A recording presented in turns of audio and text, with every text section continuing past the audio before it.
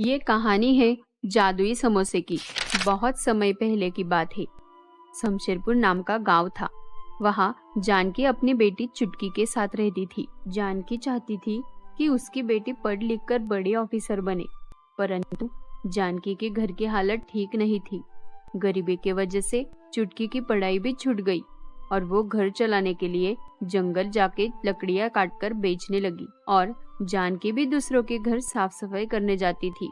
उसके बावजूद 2 समय के खाने का खर्चा जैसे तैसे निकल पाता था। एक दिन जानकी चुटकी से बोली, बेटा चुटकी, आज तो घर में कुछ राशन भी नहीं बचा है। थोड़े बहुत आलू होगी, सिर्फ आलू से तो पेट नहीं भरेगा। लकड़ियां बेचकर कुछ पैसे मिले तो आते वक्त कुछ राशन लेते आना। ठीक है माँ, लेके आऊंगी। इतना कहकर चुटकी जंगल लकड़ियां काटने चली गई। लकड़ी काटते काटते चुटकी बोली, माँ ने तो कहा है कि आते समय राशन लेते आना। अब पता नहीं इन लकड़ियों से कितना पैसा मिलेगा। क्या उसमें घर का राशन मिल पाएगा कि नहीं, पता नहीं। चुटकी अपने आप से बातें कर रही थी। तभी उसे झाड़ियों से एक आवाज आई। आवाज सुनकर चुटकी घबरा गई। कौन कौन है वहाँ? कोई जंगली जानवर तो नहीं? पर उसे फिर किसी की आवाज आई, बचाओ, कोई मुझे बचाओ। अरे, ये तो किसी इंसान की आवाज है। लगता है कोई मुसीबत में है। जाके देखती हूँ। चुटकी आवाज की तरफ गई। थोड़ा अंदर जाने के बाद उसने देखा एक पेड़ पे बहुत ही सुंदर परी फंसी हुई थी। अरे, तुम कौन हो और तुम यहाँ ऐसे झाड़ियों में कैसे फंसी? मैं एक परी हूँ। बादलों के बीच परी लोग हैं। मेरा घर वही है।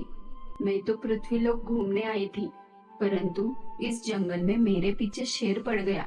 उससे बचते बचते मैं इस पेड़ में फंस गई हूँ। मुझे यहाँ से निकालो, मेरी मदद करो। मेरे पंख भी घायल हो गए हैं। मुझे दर्द हो रहा है। हाँ हाँ, रुको, शांत हो जाओ, मैं निकालती हूँ तुम्हें। चुटकी परी को पेड़ से निकालती है और कहती है, परी, तुम्हें तो बहुत चोट आई है। तुम अपने घर कैसे जाओगी? ऐसा करो, तुम मेरे साथ मेरे घर चलो।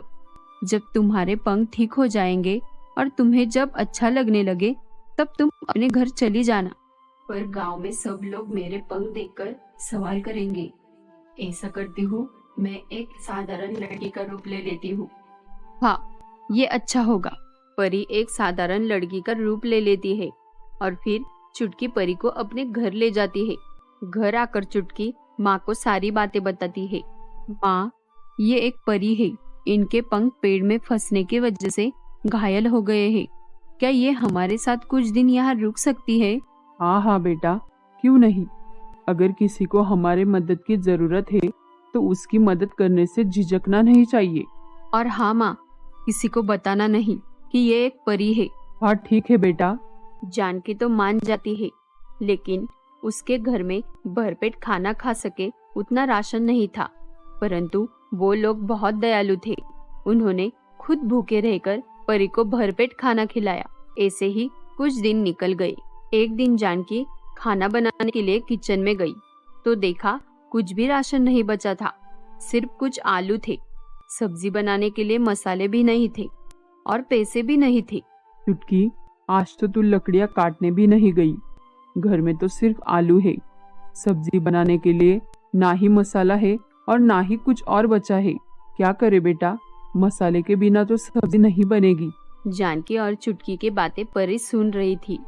परी किचन में गई और उसने अपने जादू से मसाला लाया और उस मसाले से स्वादिष्ट समोसे बनाए और वो समोसे वो जानकी और चुटकी के पास ले गई।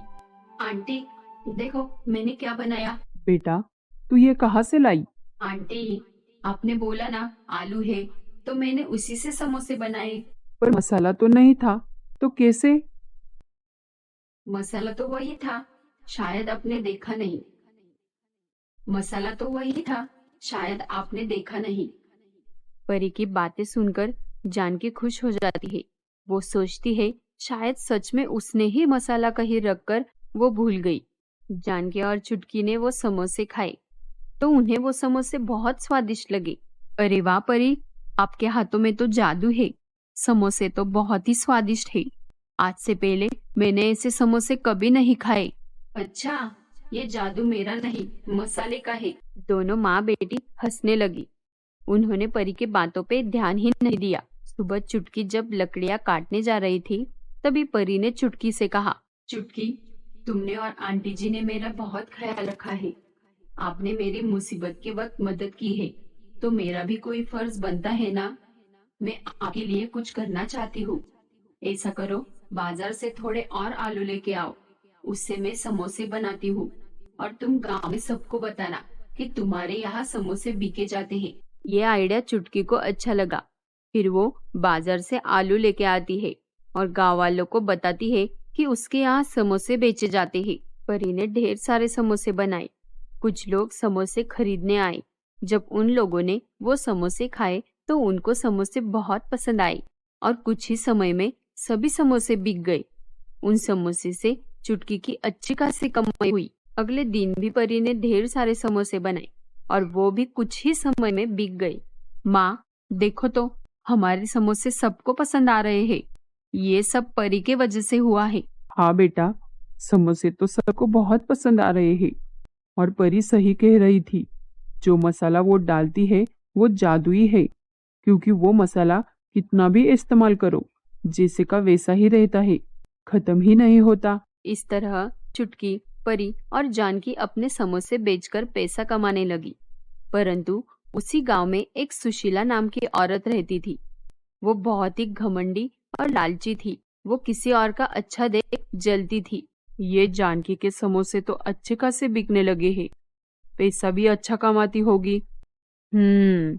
ऐसा कैसे हो गया? पर कल तक तो खाने पीने के हाल थे इनके, आज अचानक से ऐसा क्या हो गया? देखना पड़ेगा। सुशीला रात को चुपके से जानकी के घर घुस जाती है और वो देखती है वहाँ परी का जादुई मसाला था। ये क्या है? मसाला? हाँ, उस दिन वो शोभा बोल रही थी कि ये लोग कुछ अलग मसाला डालते हैं समोसे में। हाँ, यही होगा। इसे मैं चुरा लेती हूँ, फिर मैं भी समोसे बनाकर गांव में बेचूंगी। जैसे ही सुशीला मसाले का पैकेट उठाने गई तो उसका हाथ जलने लगा और वो मदद के लिए पुकारने लगी। अरे बचाओ, ये क्या हुआ? बचाओ! तभी सबकी नींद खुल गई तो देखा सुशीला का हाथ जल रहा था। तभी चुटकी ने जल्दी से सुशीला के हाथ पर पानी डाला। सुशीला, तू यहाँ? और तेरा हाथ कैसे जलने लगा? सुशीला घबरा के कुछ नहीं बोली और वहाँ से भाग गई। ये सब क्या था? मैं बताती हूँ। वो सुशीला यहाँ समोसे का जादुई मसाला चुराने आई थी। उस वजह से उसके साथ ये सब हुआ। चली आई थी मसाला चुराने, हाथ जला के चली गई। उस दिन बाद चुटकी और जानकी का जीवन ही बदल गया। उन्होंने बड़ा सा समोसे का दुकान डाला और परी के दिए हुए मसाले से समोसे बनाकर समोसे बेचने लगे और उन्हीं पैसों से चुटकी की पढ़ाई फिर से शुरू हो गई।